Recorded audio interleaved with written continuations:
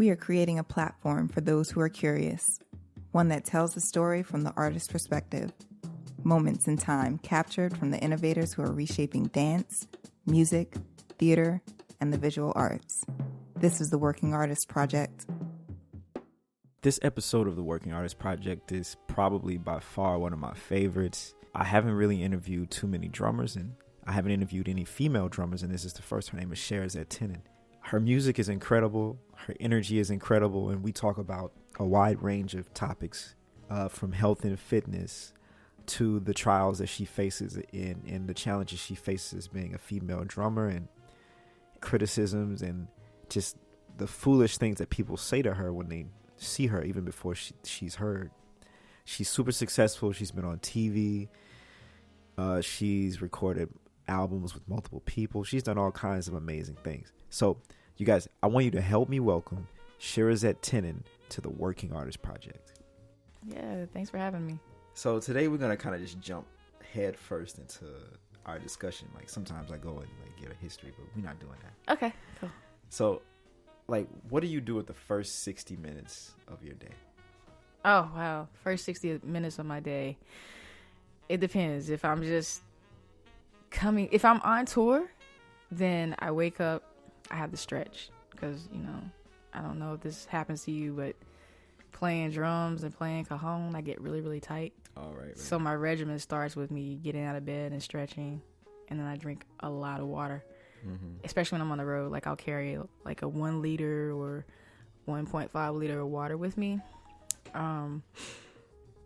And depending on how much performing I've done on the road, I really just lay in bed and just try to clear my mind, because it gets exhausting. 16 hour or 6, 9, 12 or 16 hour flights. Right. Yeah. You just want to clear your head. But if I'm not on the road and I'm at home, stretching again. And it depends on what I have to do that day. Like if I have a gig, then I'll go ahead and work out. But if the gig requires me to play a lot of percussion and drum kit, I won't lift. Oh, okay. I'll just do stretching and cardio and a couple of like body weight exercises, but no heavy lifting. Okay. See, the reason I asked that because I'm trying to figure out what successful people do right when they wake up, because the morning ritual is really important. Yeah. And so you said 2 things. You clear your mind, which to me means like stillness and like I meditate, Yeah. And then you work out. It's like the physical thing to get like the creative juices flowing and make sure you're healthy. Exactly. Now, in the wake of the craziness that's happening in the world right now with Uncle Frumpkin, Voldemort. Like what are your feelings on it, especially as a woman? Oh man, I have so many different feelings on it. It's really like I have to go back a little bit because every time he's done something huge, like when he got into the presidency, I was out of the country. Okay. When he Me too, actually. when he won the election, I was out of the country. Right. So I felt kind of like, oh man, my reaction is going to be later than everybody else's. But at the same time, coming from where I come from, I'm not surprised. I'm from the South. Right. And it surprises me how not only, white Americans, but Black Americans that aren't from the South don't realize that this stuff is still going on. Right. When I was in undergrad, I had, kids yelling the word nigger at me. Oh, wow. And I'm in my undergrad program in a beautiful place that's diverse. And I remember living in a part of Tennessee after I graduated, or in the summers, because I was gigging so much in school that it was better for me to stay in that area instead of going home. And there was a school bus full of young little white kids that are in this rural area of Tennessee where I was staying, and they all were just yelling the word nigga because they didn't know any better. So that was like the late 90s. So the generations of hate have still been going on. They're still being taught. And so when I've had discussions with people on tour with me who are amazing people who don't think that way and can't realize or figure out why this is going on, right? It never stopped. it's just in a different type of, I guess, form or presentation, you know. So if you're not aware of it, you're not really going to see it. You know, it's happening every day on people's jobs. It's happening in communities. I mean, where I live in Brooklyn, the gentrification that's happening started happening like 20 years ago. Like, they had this idea forming 20 years ago with this area. Right. I was talking to a neighbor, lives on my block, black guy, and he's in a wheelchair. He was in a lower part of Brooklyn. He told me like last summer. It was him and his, boys hanging out. They're walking up the street. He's in his wheelchair. And a van of Hasidic Jews drove by and were like, "You're not in Brooklyn. You're not in Brooklyn. You need to leave." They're in Brooklyn, but they're not considering where they're based is Brooklyn anymore. Because, wow. Quote, Brooklyn, they're like, it's not black anymore. So it's not surprising to me that Trump could have won, and then when you have the separation between the Democrats, it was bound to happen. The thing that the Republicans did that the Democrats didn't do is like, well, one person didn't win. Right. So let's go ahead and put all our eggs in this one basket to make sure he does not get in. Instead of doing that, you had a younger generation, and I'm on the cusp. I'm considered, it depends on what month or whatever. I'm either considered a millennial or Generation X. It just depends. Yeah, how do you even know? I don't know what it's so stupid. I was reading this chart, and it said that since I'm born like in, I'm not gonna say what year I was born because that's telling my age, but I was born on like the cusp, so I can be considered a millennial or Generation X. Okay. So you just have to look it up. It's available online, but because of how many millennials were in support of Bernie, a lot of millennials didn't vote. Right, of course. And it's like, okay, now that's a maturity thing. You didn't get what you wanted, so support somebody else that can at least get you more than what he's going to do for you. Right. But instead of doing that, you pouted. You pouted and you stamped your foot and you didn't vote for anybody. And it's just, you can't do that. Not in this society, not with how people are. It's just, it's like, all right, I wanted beans for breakfast, but I only have tuna. I don't have enough money to buy the beans, so what am I stuck with? You just got to grow up. So that's some of my views about it. But I could go all day with. Right. So I don't. Listen, we all could. Like you said, going back to your childhood, like growing up in the South and in experiencing racism in different forms of like prejudices. Like, how did that shape who you are as a person and shape the music that you create today? I've had so many people for me and against me. Because for one, I have no idea why playing the drums as a girl is such a big deal. Well, no one ever sees it. Just to be fair, like I never met a woman playing drums. Well, that's not true. There was a girl. Her name was Shirazette. She's a comedian now. Okay, she's super funny, but she played drums with me at the same time in middle school and high school. So she was good. Yeah, because I always knew I wanted to play drums. So my parents were all musicians, in some form or fashion. My mom's family members were musicians. At the age of 4, knowing that I wanted to play drums, I used to beat on everything in the house. No one in my family ever told me that I couldn't because I was a girl. Honestly, I didn't really realize what the big gender differences were until like I hit puberty. Right.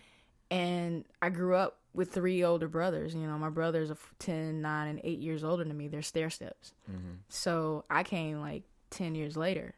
Right. And I never got treated like, oh, you can't do this because you're a girl. It was more as, go ahead, try it, know. Right. So I think at an early age, I was taught to be fearless. And also I grew up Southern Baptist. I'm not going to say that, family members didn't try to put me in a box, or didn't want me to play with certain things because I'm a girl or vice versa. But I always was just the type that wanted to try anything out. Mm-hmm. And then my parents got me involved in sports at an early age. Okay. And I started playing basketball at 9.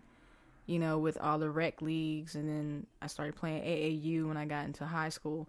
So I've always had support from my family, even though outside entities, especially in middle school, I had boys, going through puberty as well. Oh, you're a girl, you shouldn't be playing drums. And when I became drum captain and as a freshman, you better than all of them. Right. Sit down. So they're like, wait, what's going on? And I not only became the first female captain for my high school, but I was also the first black, female drummer at all. And I was marching in middle school. I was marching snare drum in middle school. Right. I was playing big band drum set in middle school, and I was doing all of this without owning my own gear because my parents couldn't afford to buy it. Right. But I've always been resourceful. Right, of course. I asked my teacher, hey, can I use the drums during the summer? Yeah. He's like, yeah, sure. All right, bet. During breaks or before basketball practice, I remember my coach being mad at me because I went in the band room and was just playing, until it was time for basketball practice. And he was like, what are you doing here? You should be warming up, blah, blah, blah. Right. I am warming up. But I even had a band booster. I remember his son didn't make the marching band team. Okay. He got cut. I think one person was ahead of him. And our drum line was dope. We had 5 bass drums, quads, 2 snares, and a cymbal player. But the thing about our drum line was we always got superior. Okay. Even though the horn line would get like a good. And we were beating out 4A and 3A schools because we were only like a 2A school. Okay. But I remember the band booster having to buy a bass drum for his son so he could be in the drum line with us, which gave us the 5th bass drum sound, which is like a piccolo bass drum. It's like do do do do, and that same band booster one day, because they're from they're farmers, they was super super super duper redneck, and I remember his dad saying to me, I'm not gonna pick up your drum, I'm not gonna help you. And so I said back to him, this is the fearless that I have. I was like, I didn't ask you to help me. And I'm only, 15, 16? Right. And I said straight up to him, I said, I didn't ask you to help me. I need you to help me pick up my quads. And quads in the case are heavy. Yeah. So I've always been fearless. I've been super strong. I didn't see me being able to carry my own drums as an issue, and I also was surrounded by other women that were like that because I come from a team background. So it was always basketball, being on a team, basketball camp, band camp, track, right, all year round, music, big band, concert band, marching band, all year round. I even played in my pep band. After the girls' basketball team would play, I would go back play in the pep band for the boys. Oh, cool. Right after we were done playing. So I've always been involved with having school pride, music pride. And I came from a generation where it was cool to be smart. Like if you weren't an athlete and you weren't smart, then you weren't doing anything with yourself. Right. But for some reason, being smart isn't cool anymore. I don't know. I feel like there was a whole movement like with Pharrell and like skateboards and like, being a nerd. You remember that? Yes. And it was like kind of hip to be super nerdy. Yeah. I can't remember what year that was. I feel like it was after. I think it was after me though. But yeah. But my generation, like I had people in my band class when I was in 6th grade. They were like, yeah, I don't want to do band anymore, but you should stay in the band. Like my friends told me that. Right. I don't know how many friends, now would be that honest with their peers, but my peers were really honest with each other and we supported each other. Yeah, that's good. Now, do you have a song on your record that exemplifies that strength that you're talking about now? And that I want to end stubbornness. Yeah. Yeah. It would probably be Her Powerful Locks. Okay.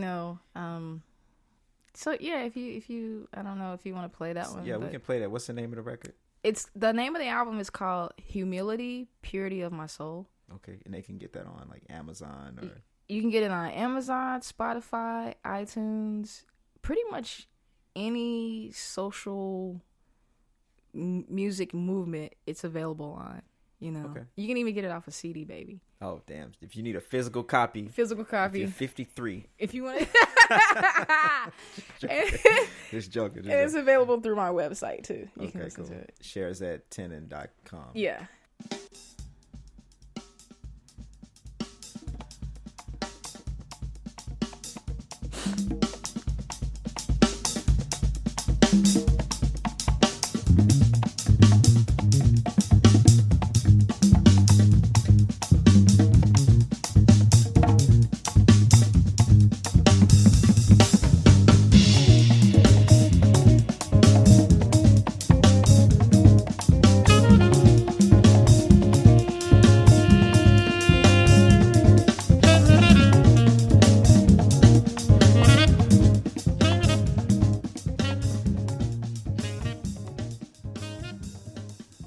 Super grooving.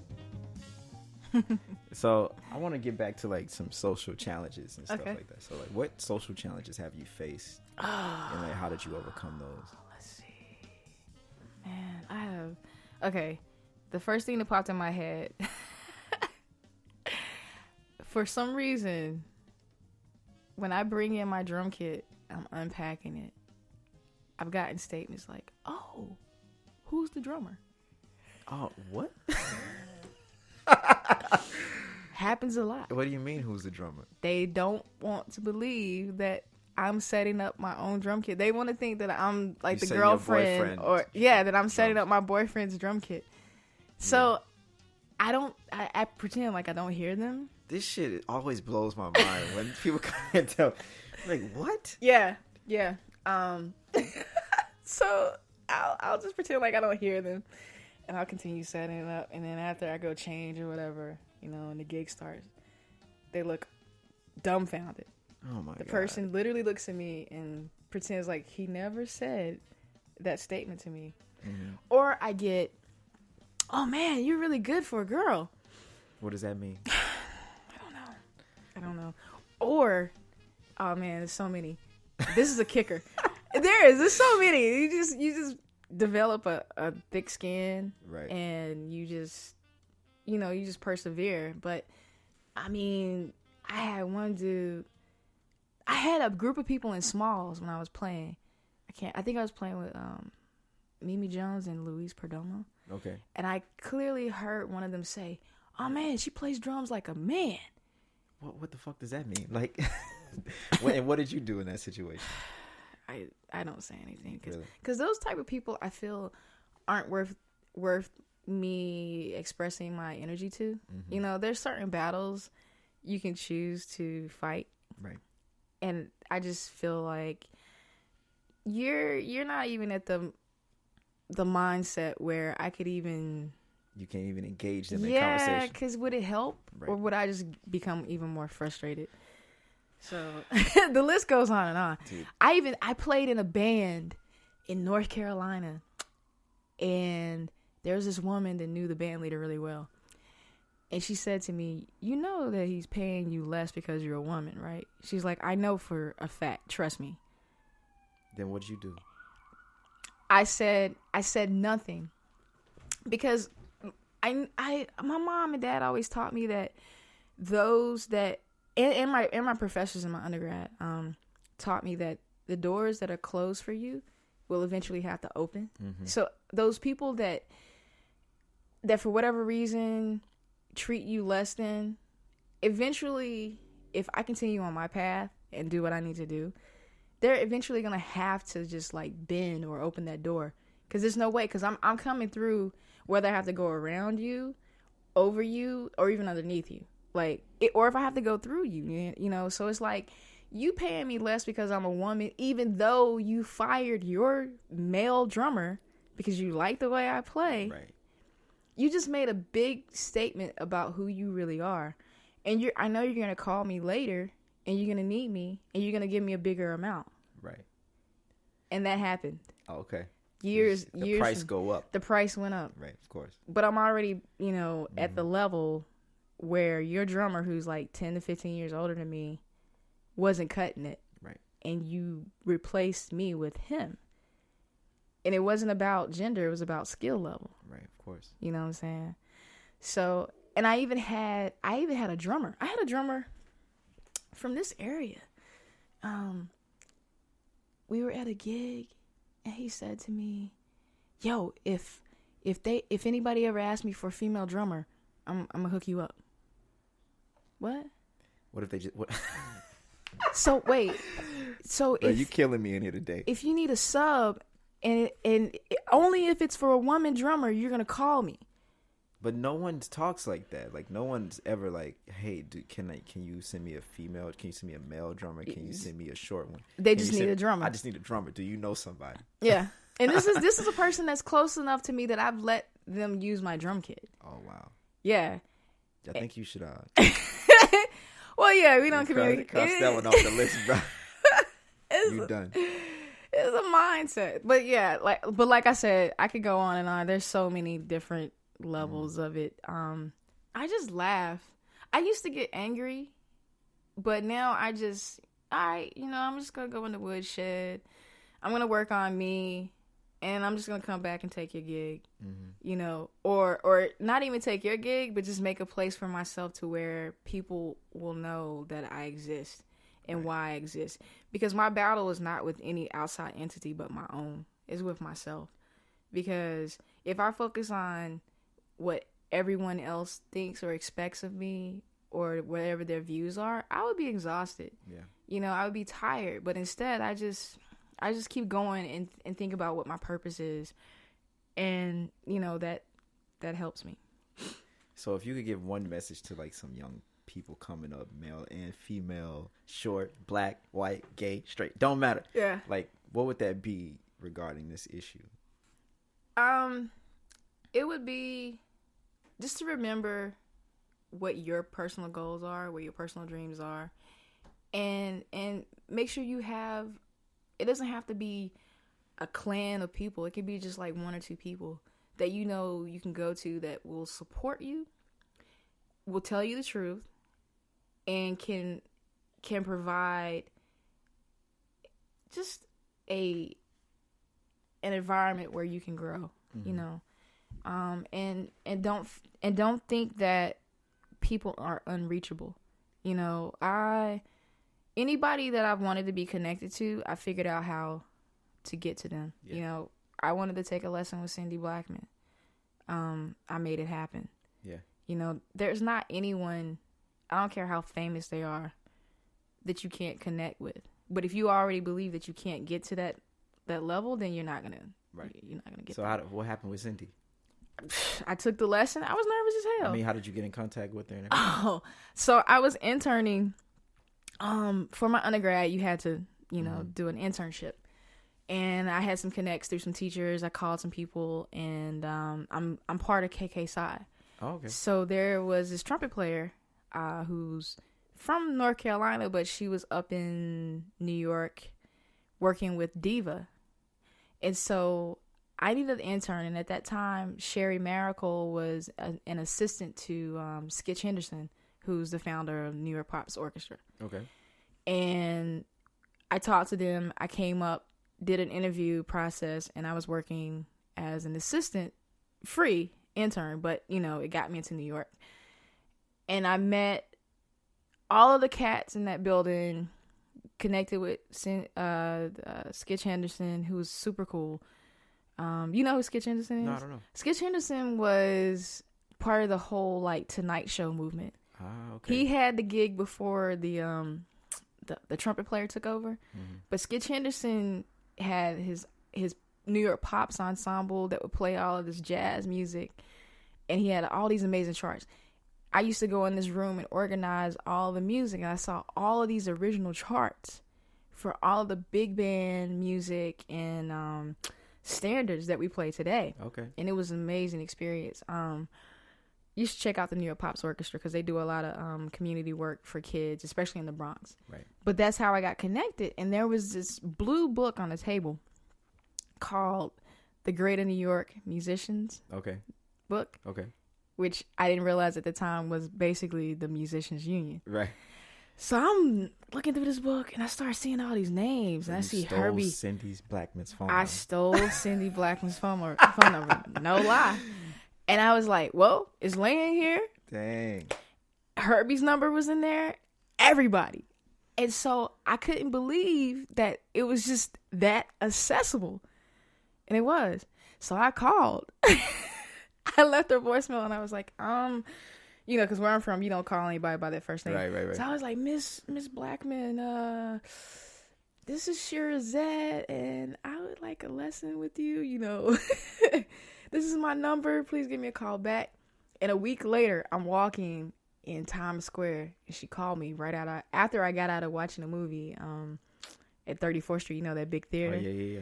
I come out, I get this message, and it's like, hi, this is Cindy Blackman, blah, blah, blah. And I'm like, yeah. Heart stop, right?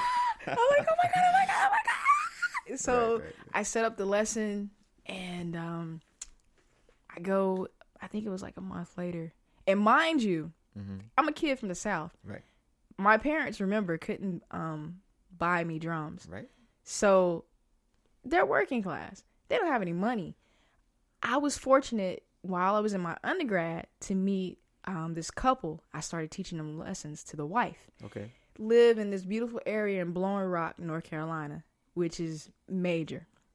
It's so they're not hurting for money. Right. They volunteered to help me while I was doing my internship. So they gave me money every month to help me so that I could pay my rent and have a little bit of money to survive while I finished my internship. Wow. See, that's amazing. Like the universe conspired to like put you in that position. Yeah. Because without it, I really didn't know how I was going to pay my rent. Right. Even though my school has a loft. Appalachian State University has their own loft. Okay. In 23rd and Park. Oh, yeah. And it was only like $600 a month back then. Ah. Yeah. So I don't have $600. Right. They paid it for me. Wow. Every month. So that's how I was able to get a lesson with Cindy, because I had that free internship. I had Quad Recording Studios as an internship, another free internship. Right. I was looking for gigs, and I was working at Barnes & Noble, which was only giving me like a $200 paycheck. Just stop right there. Y'all got to hustle. You had about 5 jobs. Yes. Just to be in the city. Just to be in the city. That is, listen. Yeah. And that, you know, so we can get into that conversation later. But because of that, I have a problem with certain people that talk about things being hard. Right. It's just like, dog, get out of here with that. Really? Right. But anyway, my lesson with her, I came in, I sat down, and I realized, man, she is super petite. But she's so fucking powerful. Right. Like, I've never seen anybody play the drums like that.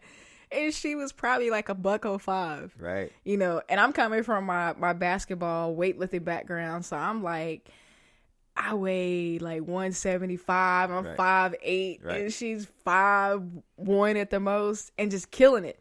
So I sit down, and all of a sudden, I get so nervous, I start sweating. And I've never done this in front of anybody. And I'm sitting there, I'm like, oh my God, I'm sweating so bad. I can feel it on the throne. I'm like, oh, this is not cool. But she was just so calm and peaceful with me that it didn't even matter. Wow. And from that day on, she's one of my greatest mentors. I still like talk to her, or we hang out when she can. Right. Like one time she didn't have enough time a couple of years ago to really like sit down and hang out with me. So she invited me to go to this health food store where she buys all her like health stuff, because she's super, super clean. She does not put anything in her body that's not organic. Oh, wow. And so I'm in the store with her, and we're just talking and hanging out. You know, she's like, all right. And we hung out in the store for like 30 minutes, and then she's like, I gotta go. Right. I gotta go meet Lenny. She's like, I gotta go hang out. Gotta go talk to Lenny. But Lenny White? I know, Kravitz. Lenny Kravitz. So, excuse me.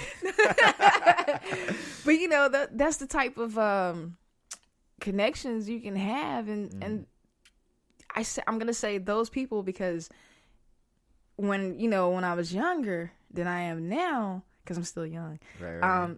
These are the people that I was aspiring to be like. Of course. You know, I want to be on television like Terry Lynn Carrington with the Arsenio Hall show. Yeah. How do I get there? When I met Terry, it was the same thing. I met Terry in Greensboro, North Carolina, and she had the same vibe, just super open, willing to share, which is unfortunate because I've had a couple of drum teachers actually just one drum teacher that, is supposed to shape and mold you, but instead it was just a conflict. Oh, wow. It was just like, you're my teacher, Mm-hmm. but you're trying to make everything so difficult for me. Why? Right. Like, it doesn't have to be like that. You don't really know who I am. You're not sitting down to understand, right. what it is that I need or what it is that I'm trying to get. We just call those bad teachers. Yeah. Like, if you don't have a relationship with your student, or just, you need to know, like, where your students come from to understand why it is, or why there may be even some resistance. But if you're just about, no, I'm the teacher and this is how it goes, right, it doesn't work for me. So you mentioned you wanted to be like Terry Lynn and be on the Arsenio Hall show. Yeah. You were on TV. Yeah. On a show, the Meredith Vieira show, right? Right. And you did that for a minute. So, like, yeah, when you achieved that goal, like, you're on set for the first day, you're like, wow, damn, I did it. And that was so crazy. How it happened, it was insane, because I had hit a point of being in New York, which is probably now almost 2 years ago when it transpired, where I needed to make some decisions. And I have a friend who has been performing with Cirque du Soleil for like maybe 5 or 6 years. And so I decided, I can't wait for whatever's going to happen in New York to transpire, because I was getting gigs, but still not enough. Right. I don't want to be the type of musician that always feels like it's a struggle. Right. Because it doesn't have to be a struggle to be a musician. Yeah. But that's something that it's learned, it's taught. It's not something that's truth. But when your teachers maybe mold you into thinking you have to take every single gig and grind every day, and you don't do it smarter, you just do it harder, that's not the type of life that I think anybody should have. Right. You should have time to go on vacation as a musician. Anything that you do doesn't have to have a low income. So I decided I was going to audition for Cirque du Soleil. Okay. Just to, have... See what's popping. Yeah, see what's popping. So I put my video together and blah, blah, blah. And right after or before I was going to send it in, I get this text from Rachel Eckroth. Okay. And we were really, really close. And Rachel was already on the show. Okay. But I didn't know what was going on, because I'm in my own bubble trying to figure out my own life. So I didn't realize that she's on this show, and she's been on the show since the fall. Okay. And it's crazy because for her, she didn't get it the first time either. Like, she auditioned, and then some things happened, and she wasn't asked to come back. And then whatever transpired, they asked her to come back. Okay. So she's on the show. And then there's another person, Alex Nolan, that's in the band who, so there's 2 people in the band that knows me. But they didn't have a drummer to start with. Oh. They only had percussion. So they created this spot for you. Yeah. That's how good you are. I guess. The MD is the percussionist, and he's the leader. Okay. And he's the only guy in the band. So he's a percussion player.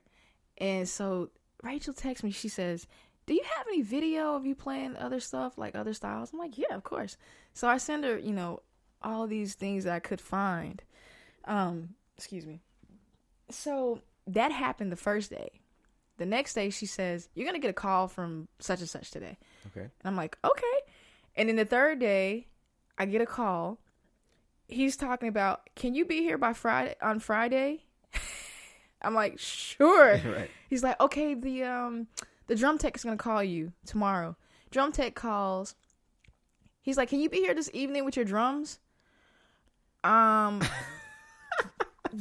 Right. Okay, sure. So NBC's, coordinator calls me, gives me the address, tells me where to drop my drums off. I drop all my drums off in this this garage thing that opens up. It's crazy, like, because it's like this deep tunnel that you go down into. It's amazing how you don't realize all the stuff that can be fit into one space. Right. So I drive to Rockefeller, me and Toya, take my drums out the car. They're like, oh, you can just leave everything here. We'll have the drum tech set everything up for you. Oh. Later. Okay. So, and then be here Friday by 7 a.m. and we're going to start recording. Okay. What do you mean? Yeah, you're going to be in the band. Right. And you need to start recording. So then by Friday, they had a rehearsal on Thursday. Okay. Where, no lie, I had to learn I think 25 to 30 little bump in, bump outs, which are basically 4-bar songs. Okay. And they all had different grooves. Thank God I paid attention to notation. And it finally clicked. Because I couldn't memorize all of those. Course. That's insane. You got to write it out. And everything happens really fast. So in rehearsal, he's giving me all of these songs. And the rehearsal was about 3 hours. And so I had to notate little rhythmic notation beside each 4-bar thing. And it was a book that was about 1 inch thick. And that was the first rehearsal. And then the next day, when we actually recorded, we were recording for real. So I didn't get any, introduction. Nobody told me what was going on. I just got thrown into it. Right. And it was crazy because I don't think everybody could have done that. It's baptism by fire. Exactly. So, and then I didn't even know if I was going to be on the show the rest of the season. Okay. They just kept letting me know every week, yeah, you can come back. That's so stressful. Oh, man. It was very stressful. So I couldn't even tell people that I couldn't do their gig until after I knew from them. I was working with Camille Thurman with Jazz for Young People. And so finally by February, because this all was in January, they told me, yes, you'll be here the rest of the season. Okay. So it was a whole month that I was just told every other day. Double booking yourself, trying to make sure you can pay that rent. Yeah, and I'm training. I'm still personal training too. Oh, okay. So I still have my clients. I have 3 private clients that I train in the morning at 6 a.m. Right. So I had to switch the days with them to keep them. And mind you, I have to be at NBC 4 days out of each week from 7 a.m. until maybe 5 or 8 p.m. at night. Wow. Depending, because, things could change and they could have us be there longer. So we're there until they don't. It's done. Yes. And we're taping 2 shows per day. Wow. And you're only playing maybe 10 minutes per show. Of course. And then the rest of the time you're sitting there, and then you have to be super alert because you don't know when the segment's gonna end, and when the segment ends, all you get is 1, 2, do do do do do do. Right. Or you and the counting, the cueing was very important because you have to understand the pickup beats. Right. So if he was counting 1, 2, I knew I needed to come in on 3, 4. Right. Or if he was 1, 2, 3, I got to come in on beat 4. Right. If you don't understand that, if that's not part of your training, you're fucked. Yeah. You can't really mess TV up. No, you can't mess TV up at all. And then when we went live in the middle of the season, whatever happened. Wow. And it was one of the greatest learning experiences I ever had, because balancing all of that, and knowing what I'm capable of, it was amazing, and it's a lot of energy. And then they put you in some of the segments. We got to become a segment. They created a segment around us. And it was. So now you're an actor. Right. Now I'm an actor, and no lie, because my paychecks were coming from SAG-AFTRA. Okay. So I learned about SAG-AFTRA, which is another important thing that musicians need to know about, because SAG-AFTRA is basically a company that pays actors and musicians that are on television. Okay. But you got to do a certain amount of time. I guess I'm going to put it in hours. You got to put in enough hours to where you can get paid through them. Okay. If you just do a one-time appearance, I don't think it really counts. Okay. But SAG-AFTRA has their own website, and you should look it up, because there's a lot of opportunity and a lot of things you can learn about, just being a musician and being on television. I think any television show that has a band, goes through SAG-AFTRA. That's how you get paid. Okay. And then every time they re-show a show, there's a residual. Oh, so you still getting paid. That comes through. Well, not anymore, because Okay. I was only on the first season. Okay, like okay. after the first season, they decided to go a different direction. Yeah. And so then my homie Allison Miller Okay. was on for the part of the season, because then after that they got They canceled. got canceled. Okay. Yeah. So looking forward, what do you see yourself in 10 years from this moment? Okay. There's a lot of things I want to transpire in the next 10 years. So definitely in 10 years I should have put out at least 4 more albums. I think my camp will be up and running and doing really well. It's called Books, Beats, and Basketball. Okay. And one of my friends last night nicknamed it B Cubed. Okay, So cool. that's his new name, B Yeah. Cubed. Can they find out about that on your website? Not yet. Not yet. Not okay. yet. Not until I get the proper funding. But I'm going to add that very soon. My beats and production company, Sonic Wallpaper, with up under She Beats 2. Okay. That in the next 10 years, I believe will put me on the map. One of my goals is to be like a Missy mixed with Timberland and Dre, Okay. you know, because I love beat making. I just don't get to do it a lot yet. Yeah. I do it in my own time, but I haven't put anything out yet. I'm working with a couple of artists to see what we can have done. So She Beats will have, you know, some artists underneath its belt and helping push music forward. Yeah. That's dope. I would love to have this camp in the South and in the North. Mm-hmm. And, you know, I see 1 to 2 kids in my future. Oh, okay. Yeah. All right. But, and then just having a business that's thriving and continuing to tour, you know, and just making friends and making bigger connections. That's what's up. Yeah. Now, one thing I like about your music is like how you encompass the African diaspora in totality. It's hard for me to like pigeonhole you into like one thing, like jazz drummer or like funk drummer, or like African specialist, or like, Right. you know what I mean? Like, is there one on your record that we can listen to that the people can understand what I'm talking about right now? You know, it probably would be The Warmest Season. How did you come about? Like, how did that concept encompassing all of those sounds come to you?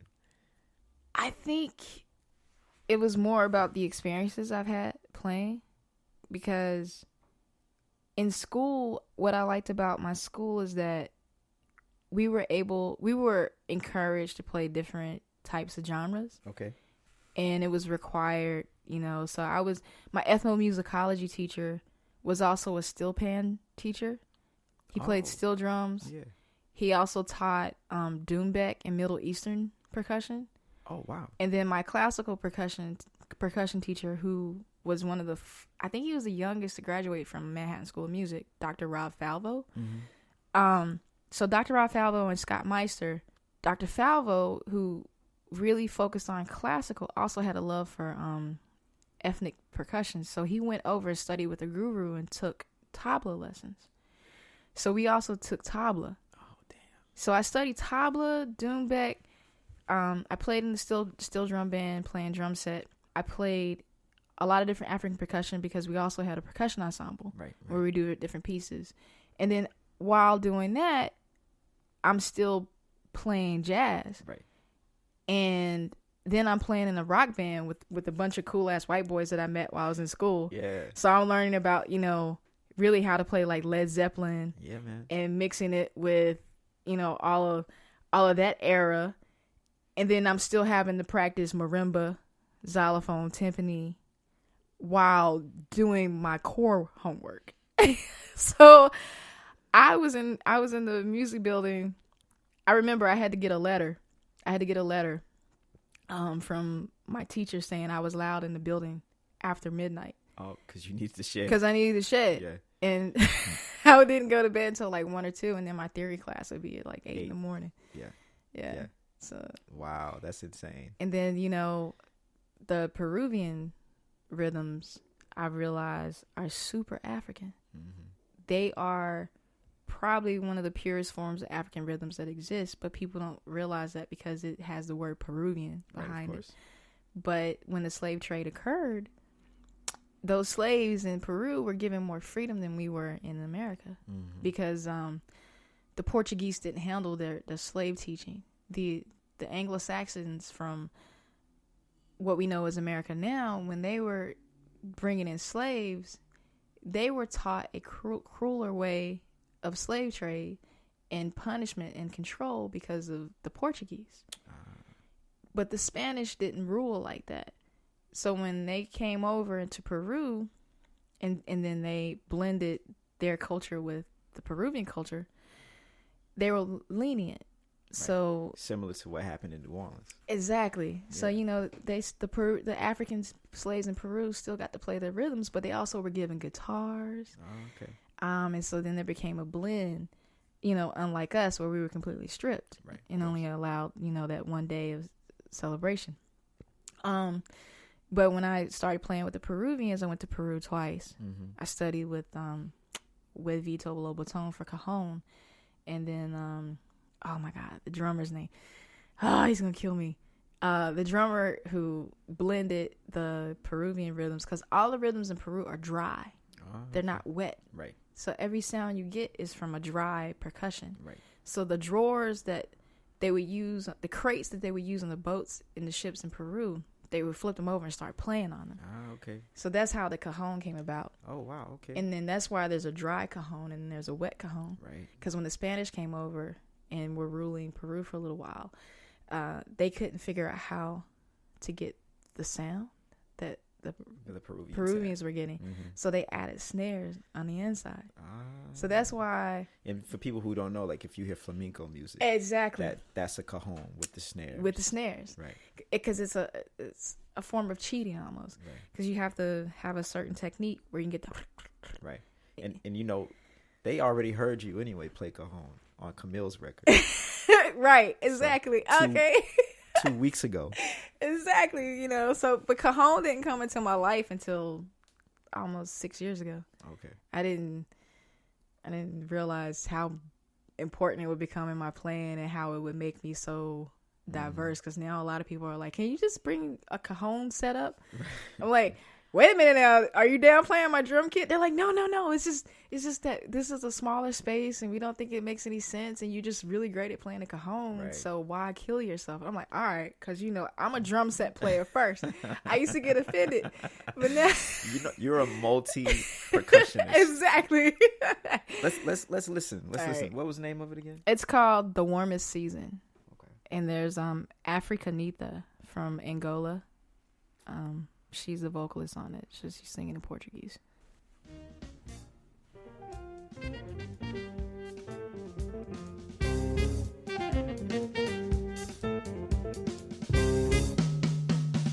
Amar, sorrir, dançar, remédio para tristeza.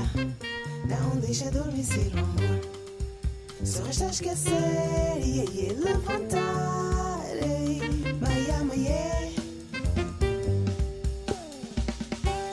Sorrir, dançar, remédio para tristeza. Não deixa adormecer o amor. Só resta esquecer e levantar. Maia, maia. Topando suco e anga. Topando suco e anga. Topando suco e anga. Topando suco e anga. Ai, eu vou sair pra dançar, bebê. Gente alegre bailar, convida pra dar. And, I never want to give them too much because they really just need to buy the record. Exactly. I appreciate that. If y'all want to hear more, you're going to have to just buy that joint. But that's dope, man. Thank you. What language is she singing? Portuguese.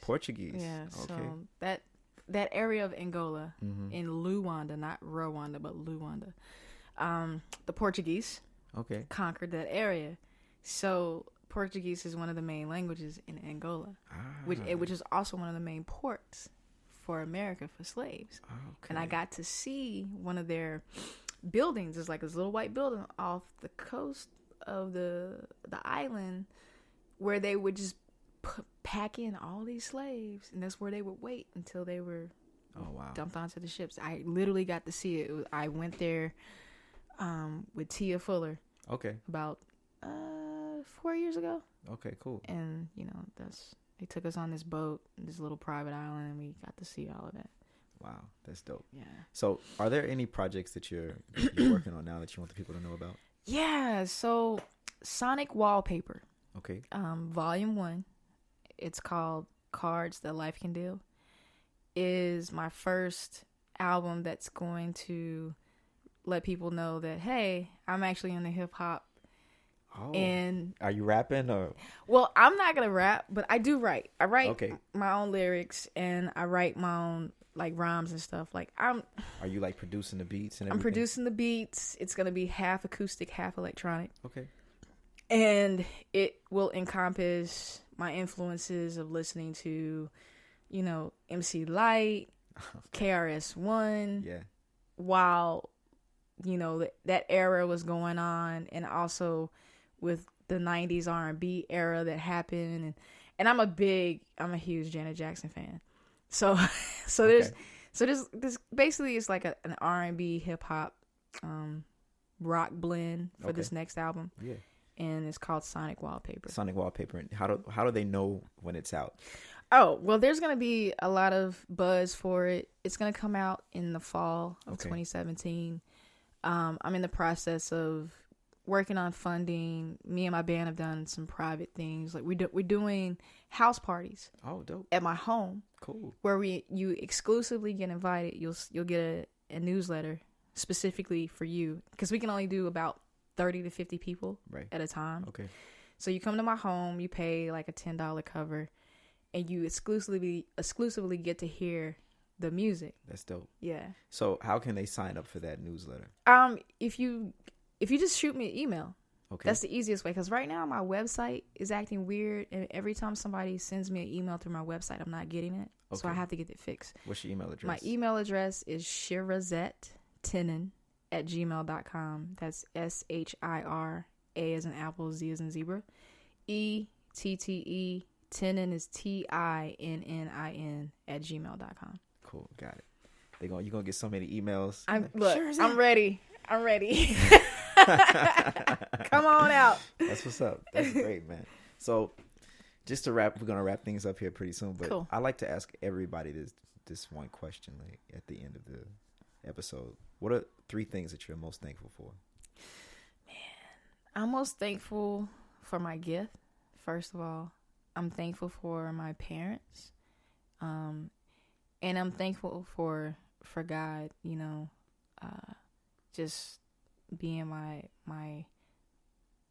protection. Mm-hmm. And those 3 things have definitely helped me to overcome some really crazy experiences. Yeah. Dang, man. This was fun. Why don't we listen to one more though? All right, is that cool? Yeah. Which one? You pick one. Okay, cool. I'm gonna pick this one. What did you pick? My Human Condition. Oh. Just everybody just chill out. It's the end.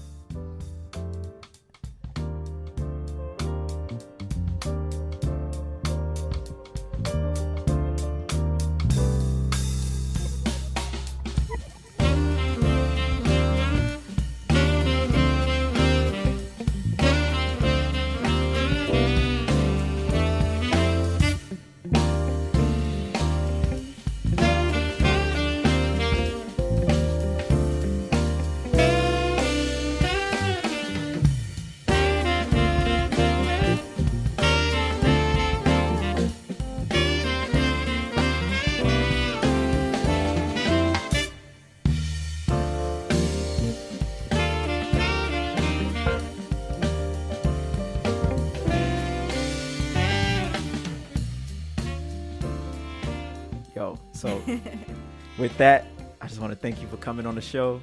Are you kidding me? Anything for you. This was Yeah. awesome. I'm so glad you're doing this. Man. This is great. I'm just learning, Hey, that's the best way to do it.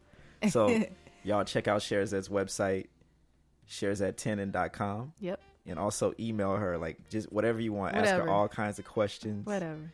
And bombard me. Bombard her. And also check out her series at her apartment. Yeah. Get real personal. She's got a dog. Yep. Her name is Nina. She's a schnauzer. That's cool, man. Thank you. You're welcome. Thank Cool. you. Later. Hey, guys. Thanks for tuning in to the Working Artist Project. Before you go, I need you to do a few more things. Don't forget to like, subscribe, and comment on iTunes and Facebook. I would love to connect with each and every one of you. It would also be awesome if you guys could check out my Patreon page. The link will be in the description. Click the link below. Become a patron. I'll catch you guys later. Peace.